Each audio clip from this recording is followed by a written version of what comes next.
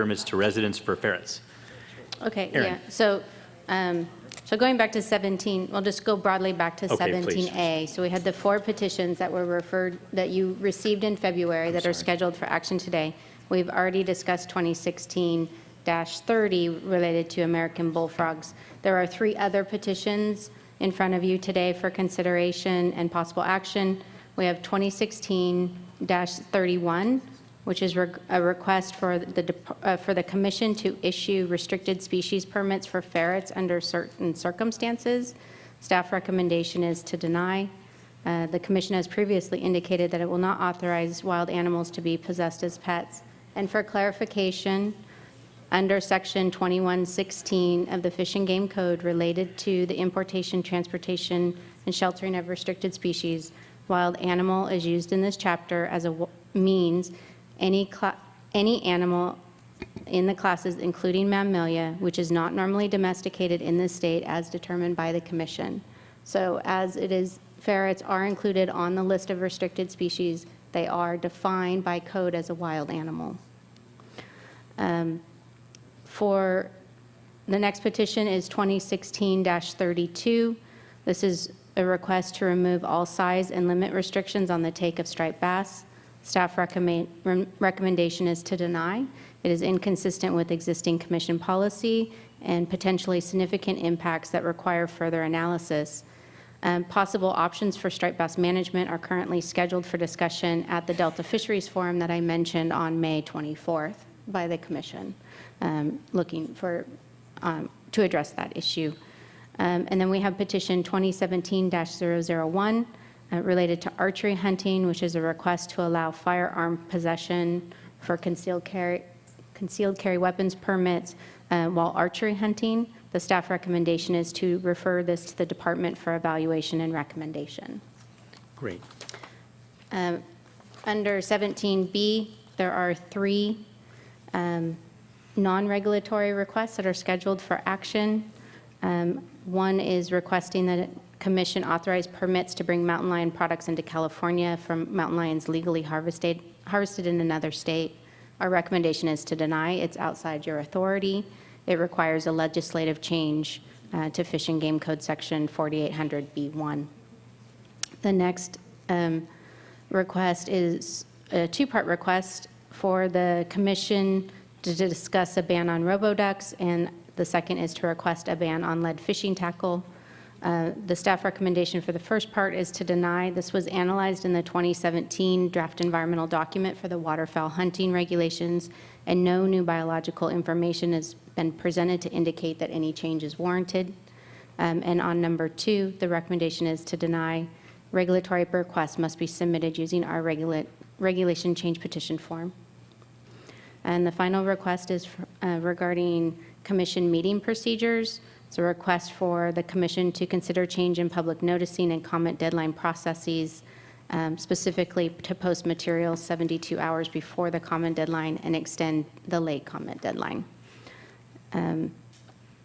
The staff recommendation is to deny. The meeting materials prepared by the commissioners currently include public comments received by the written comment deadline and could not be incorporated if the materials were posted before the deadline.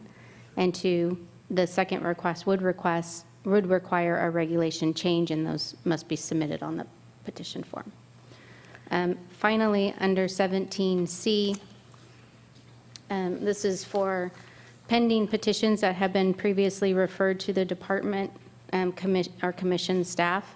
We have 2 that are coming back to you for possible action today. The first one is 2015-008 regarding the hunting of American badgers and gray fox. This petition was actually referred to the Predator Policy Work Group. The Predator Policy Work Group completed its review and offered 2 options for commission consideration. Option 1 is to refer the American badger portion of the petition to the department for evaluation and recommendation, but to deny the gray fox portion of the petition. And option 2 is to refer the entire petition to the department but for a separate evaluation and recommendation for the badger and gray fox. I would note you do have a letter from the petitioner supporting option 2 in your binder. Petition 26, and then the second petition is 2016-26 related to jacketed frangible bullets. And I do believe Stafford Lair has an update on that petition. Please, Stafford. Yes, President Sklar, Commissioner Stafford Lair. The department, upon reviewing this petition request, went back and looked at what actually had occurred, and there was an administrative decision that was made. The petitioner provided the department. We had a group of subject matter experts get together. We reviewed all information from the petitioner and independent third parties, and the qualifier that was put on the department's website was not accurate, and therefore that was removed, and we informed the petitioner that his bullets did in fact meet the definition of soft nose or expanding bullets that could be legally used for the harvest of big game, and therefore we made that administrative change to the webpage, and so no regulation change is necessary to change the definition of frangible at this time, based upon that his ammunition was in fact legally approved to be used. Great. Thank you, Stafford. So technically, do we deny the petition because it's Yeah, so the recommendation that we provided pending the memo from the department on this was to defer it to the June meeting to give us time, but we do concur with the department's, staff concurs with the department's evaluation, and so the appropriate, or our recommendation is to deny the petition as it's already been. done? Okay. Okay, that was a lot. I'm going to ask next time we break this up into pieces and not do it all in one description, because I think it's confusing to me, and I imagine it's confusing to the people who are on a given issue. I think we need to figure a way to break up since there's can be 20 different petitions under one item technically. So we'll do that next time. But so now we're going to start with 17. Anybody wants to talk on 17A2? Mary, how many speakers do we have in this?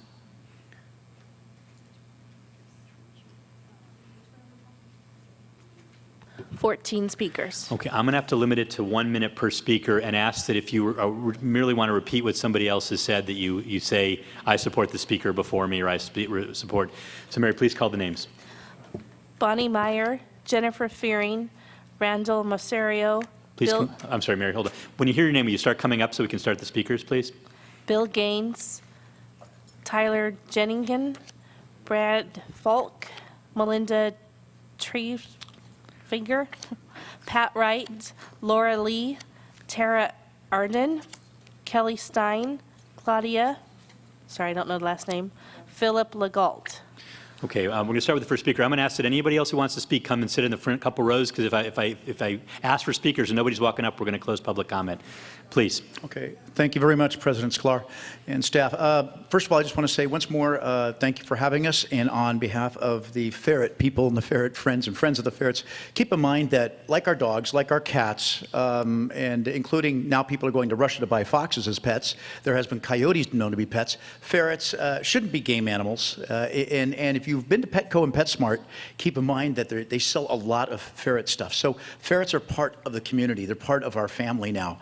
And so I'd like to ask you, please allow permits to have ferrets and not use them as game animals also. So again, support the ferret people. Thank you very much. Thank you. She didn't call my name, but that's okay. She waved at me. But this is Kimberly Richard, Environmental Chair and Wildlife Chair for the Democrats in Napa Valley. And, you know, it was a mistake. The ferrets was left off of the list of appropriate animals. And, you know, the bottom line is the department is always saying money, money, money.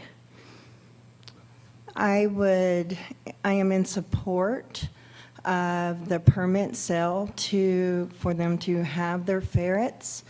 That is revenue brought into the department, and people get to keep their beloved pets. Because I did have a ferret. His name was Mr. Wiesermeister, and I told y'all that back in San Diego. He thought everybody was his buddy. He found out wrong when the door accidentally got left out and the neighbor's dog killed it. And, but anyway, I'm asking for y'all to grant the permit or even look at the fact of how much revenue that will actually bring into the department. Thank you. Thanks, Kimberly. Next speaker, please. Come on up, somebody. Hello, my name is Kelly Stein. I'm probably one of your most recent, or one of the most recent people that have gotten in trouble for having a ferret. I just got cited a month ago. It's a really emotional. She was my baby. She was more important to me than my dogs. I know that sounds silly, but she was the first thing I thought about in the morning and the last thing I thought about at night. When I got her, it was under the auspice that she was already permitted. Now I understand that's not something that can happen, but at the time, I believed the person and I bought her. She made life very much better for me and my family, and I've had a lot of animals over my whole life, every kind of animal you can think of as a pet, and ferrets are absolutely my favorite, and I can say this is probably the first time in my life that I've considered moving out of California. Thank you.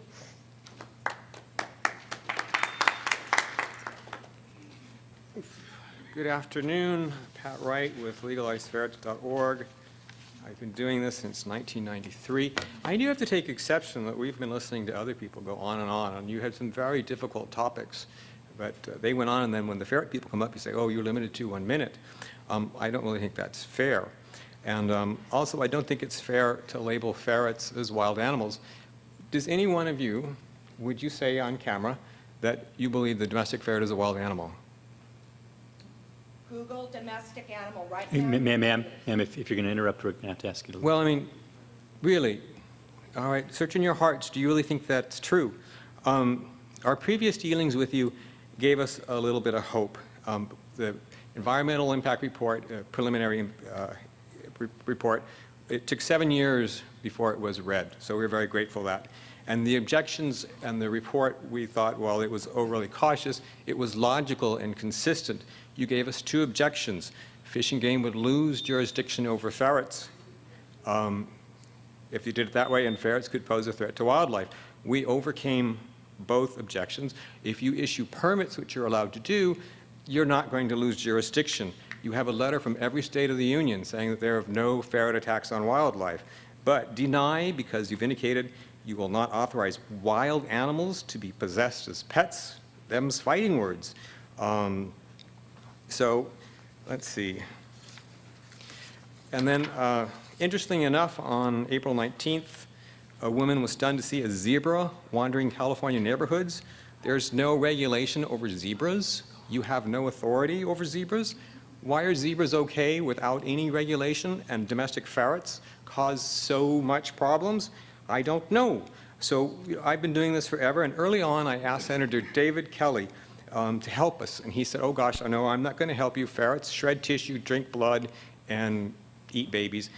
No, they don't eat babies. And I said, you know, he got that from, quote, from a study, the Department of Health Services, Pet European Ferrets, a hazard to public health, small livestock, and wildlife. And I got a chance to meet Senator Kelly. I'm going to ask you to wrap up, sir, please. Okay. And anyway, I said, you know, if you thought that were true, wouldn't that be in the news? When is the last time you read a news story of ferrets shredding tissue and drinking blood? It's never happened. It's a ridiculous statement, and he agreed with it's a ridiculous statement. So the question was, why are ferrets illegal? Why is this such a big topic? And he said, because they have the power and you don't. I had a little snicker when you said that you try to be balanced. There is no balance in the ferret issue. We haven't gotten this much respect. Thank you, sir. Your time is up. I appreciate it. I don't think you're treating us fairly. I'm sorry you feel that way. Next speaker, please.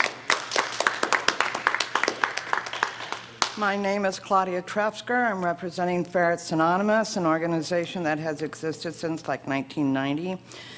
Why does Fish and Wildlife believe domestic ferrets are wild? They are domestic in all veterinarian books and identified as domestic by the scientific community. Have you read the scientific definition for domesticity? In 48 states, domestic ferrets are legal. How is it that in California, domestic ferrets are wild and under the jurisdiction of Fish and Wildlife? Domestic ferrets are neither fish nor wildlife. They are house pets. They need to live in air-conditioned homes. They cannot sweat to cool themselves. They would die with our spring and summer with temperatures of the outdoors. They come into the pet trade already fixed and descented. There are no feral population of domestic ferrets they cannot reproduce. Domestic ferrets are easily killed by dogs, cars, coyotes, or birds of prey if they're let loose. Have any of you seen a domestic ferret? They are 1 to 3 pounds, the female being smaller. Why are chinchillas legal? Because you can make nice fur coats out of them. If you could make fur coats out of domestic ferrets, you know they would be legal. There is no reason why a domestic animal should not be owned just like cats or dogs. Thank you. Thank you, And ma'am. as said before, but for different contents, ferrets are already here. The genie is out of the bottle. Thank you. My name is Bonnie Meyer, and I agree with what my partners here have said, and want to add that if these ferrets are such a danger to us, I have yet to see a ferret that could read a sign that said, "California border, do not cross." Or mind that, if they are feral, why aren't they in our borders already? Why do we not have feral populations? Because there are no feral ferrets. These are domesticated house pets. All we're asking for is the right to have an animal just like you have a bird, a dog, a cat, a chinchilla, or any other kind of animal. Unlike pet rats and stuff that after you get tired of them, you can set them free and they will go and do what they want to and be feral. Our ferrets cannot do that and will not do that. And there's never been an instance of them having ever done that. Thank you for hearing me. Thank you. Hi, Laura Lee, Santa Clarita. If domestic ferrets are wild animals according to Fish and Wildlife, then my question is, where do they live in the wild? All environmental data indicates there are no wild or feral domestic ferret colonies in North America. If we look on a map of the United States, we can see that ferrets are legal in every state of the continental U.S. and Alaska. In spite of ferrets now being the third most popular pet mammal in the United States, no feral ferret colonies have ever been reported.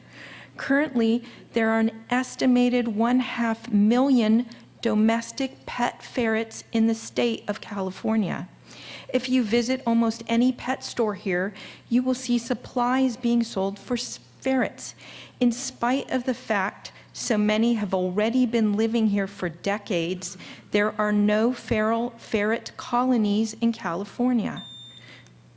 Go ahead. Finish With up. the increasing popularity of domestic pet ferrets in the U.S., it makes logical and financial sense for California to decriminalize ownership of domestic ferrets and offer permits or licenses to residents who own them. Thus, instead of Fish and Wildlife spending money to police domestic ferret ownership, permits or licenses would help generate revenue and allow resources and manpower to be better used elsewhere. As already stated, the genie is already here, it's out of the bottle, and there are zero signs of it having created any problems or made any impact on the environment or any wildlife. Thank you. Thank you. Hello, my name is Tyler Jernigan. I just want to say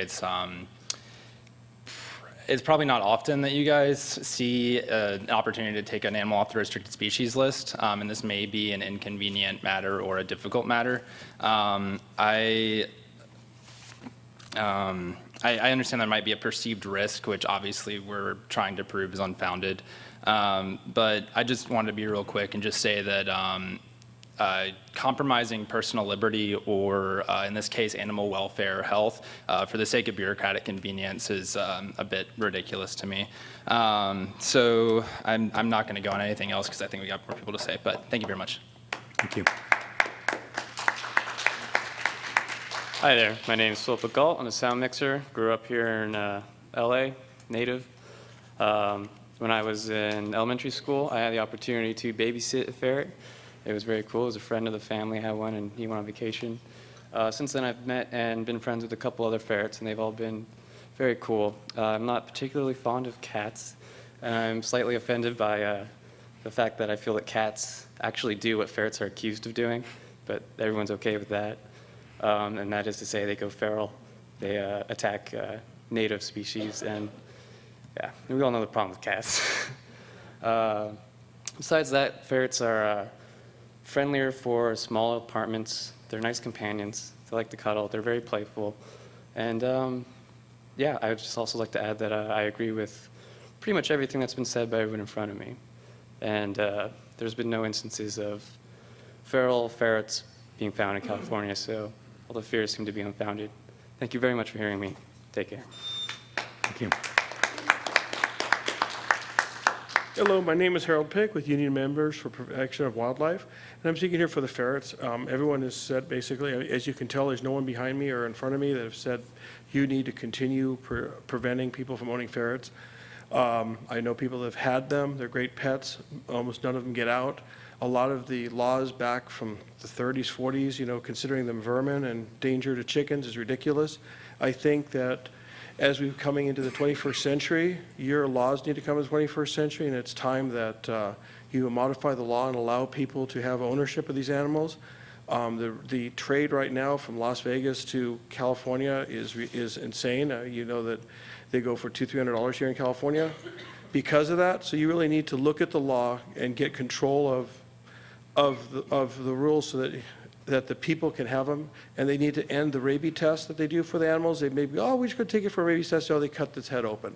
And that is devastating to people. You need to come up with a way to allow people to have pets that they love. These animals are in cages, in the house. They don't get outside like cats and terrorize the chickens and everything else that they've been accused of. That is absolutely misleading, and you really need to address this issue. Thank you. Thank you, sir. Hello again, Terry Albanese, Pasadena representative for Union Members for Protection of Wildlife. And in this case, it's not wildlife. These animals have been domesticated for 2,000 years. I'm not sure I understand what the problem is. Can you tell me what the problem is? I'm asking. This isn't a debate. I mean, you need to make your comments, and we'll refer Okay, questions so to what staff. I understand is that you're afraid they're going to kill chickens, and they're considered vermin, although they sell rats and those sort of things in pet shops, and nobody has a problem with that. I've been around ferrets. They're wonderful little animals. I don't know of them ever doing anything to anybody or harming anybody. I don't understand. I don't understand a lot of things that are going on up here, but this one really takes the cake. I don't know why anybody would want to outlaw ferrets as a pet. I don't get it. I mean, don't you have anything better to do than that? Perfect timing.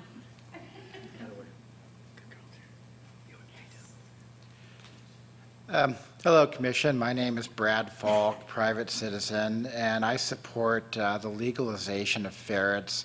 As I've sat here in this meeting, I've heard a lot of discussion about how your commission is overworked, budgets are short, money is short, and I can't see why you would want to keep an animal illegal when legalizing it would generate both permit income for your department and would also generate massive sales tax income for our state.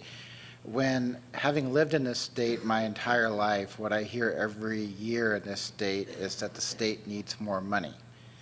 So it seems to be a common sense thing to free up your resources to pursue the real problems that you have to address, like these frogs and these turtles and these other things, and not keep chasing around a common domestic house pet that is not a threat to anyone. Thank you. Thank you, sir. Let me apologize, Mr. Sklar, for interrupting you. My name's Melinda Trefsker. If you Google right now, domesticated animal, the picture that's going to pop up first is a ferret. The rest of the world, and I mean the entire world, recognizes the ferret as a domestic animal, this particular strain of animal. We have been at this, and I have been to many Fish and Game Commission hearings for 20 years. I was enlightened when I first met the new board because I felt we had a chance, we had an opportunity. In the past, we have had a chance to buy a permit. We have done photo shoots, we've done movies, none of them with a legal permit because they were denied permits when they called the Fish and Game office or given the runaround. So we have to do filming on the, not legally. And that's money in California that we want to stay in California, the film industry. Ms. Campbell said something about an extremely hazardous animal. This is not an extremely hazardous animal. They cannot live when they get outside. They absolutely, the heat will get them, the lack of food catered to them will get them.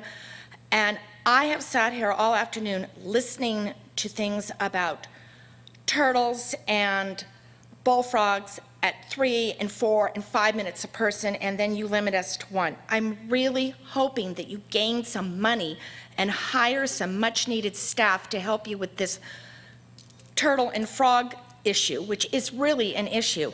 And you can do that by permitting ferrets at $100 a ferret. You could have $1 million, I'm sure, within a matter of months, if you would consider that. We are doing a pet fair this coming weekend in Pomona, and the question that we're asked the most, why are they illegal? Why are they illegal? And all I can say every single time is the Fish and Game Commission is really not looking at this. They're not looking at the whole perspective. So I hope you reconsider permits. Thank you.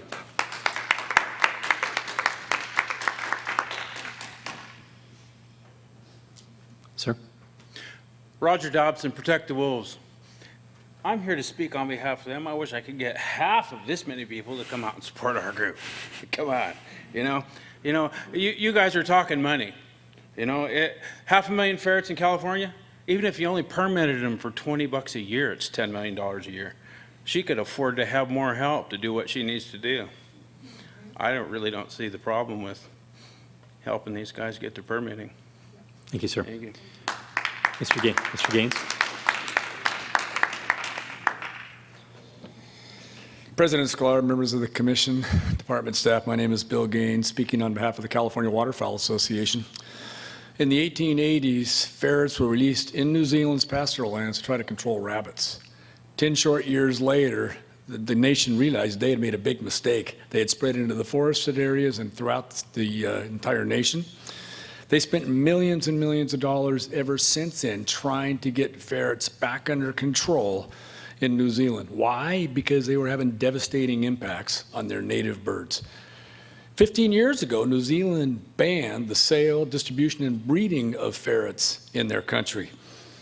California's ground nesting birds, waterfowl, quail, pheasants, and others have plenty of predators already, skunks, raccoons, foxes, and so forth that they have to deal with.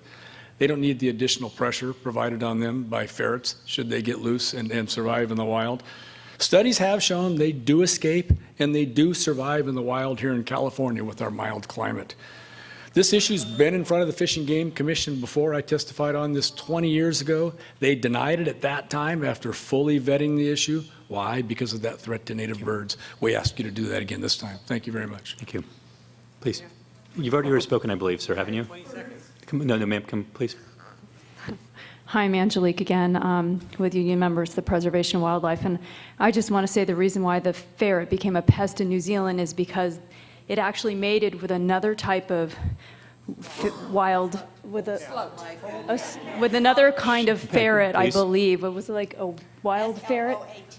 Well, sloth, but I was reading like another type of ferret that was like wild, and that's why it became a nuisance and a problem. We don't have that problem here. We don't have the same thing that will mate with this ferret. So I just want you to get the bigger picture and not get misinformation about this issue. So thank you.